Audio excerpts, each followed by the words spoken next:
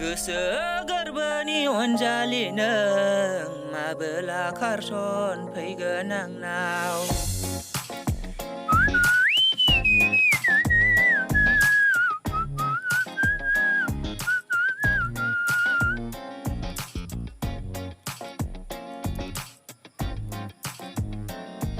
नै आदा बुसाव नोंनाव सोरबा खारसन फैगोन न' गैयाबा आं गैया। नै आंहा मेथाइ खनबाय नोंहासो नांजालायबाय। आं खारसन फैथारगोन बेखौ बुङाखैब्रा फंबाय, आंनि गोसोआव जानला मोनला मेथाइ बेरखांफैनायखौ बेखौसो खनलाबायदों आङो। होनबाबोथ' आदा मेथाइआव थानायखौ खननांगौब्रा, मा गोदान गोदान दिहुन खनबाय थायो। आं मालाय दिहुननाय मेथाइखौनो खननो बाबाय, दुब्लि बारिफोराव खनै खनैनो। ओंखायनो आं दा जानला मोनला हारसिंसो बानाय खनो।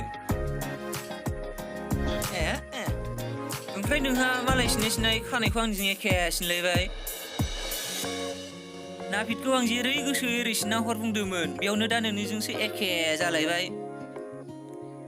ओरैनोबा आंनि गोसो थोनाया नोंखौसो आंखौ साननानै नायहरफ्लांबाय थायोनो लामाखै थांब्ला।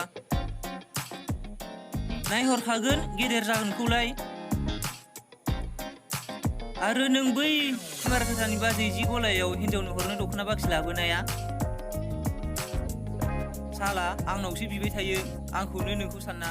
ओंखायनो सिनायनायनि आं दिनै आदा बुसाव नोंनि खोमाखौनो हाखांसै। जाम्बाया मा फंलै बेखौ बिदाखौ होख्लायथारलै बियो। गोबाव जागोन खोमा बेजोंनो हानांसिगोन।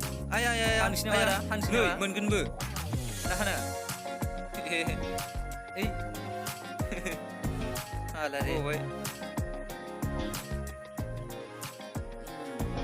बोरैथो गसायाबो जेवजा बायदि एखे सोरजिखोब्रा, नङा होनलाय ना आदा उसाव? औलै फंबाय, माब्लाबा आंनि गोसो थोनाया आंजों फैनांगौआ नोंजोंसो फैफ्लांलाय लांसिगोन। दे अबाव थांनो ओंखारदों थांदो थां। दिनैलाय मिथिखाया होनबा मावफुंफाननि माबा मिथिं दंमोनलै, बेयाव थांनो ओंखारदों आङो। दे डाइलग होबाय थाना बेयाव। माब्लाबा नों उन्दुलांनायाव नोंनि खोमाखौ टाइमा बारबानो जागोन। थादो थांसै आं। साला सैमाया मा बुंदोंलै बियो? थांदो।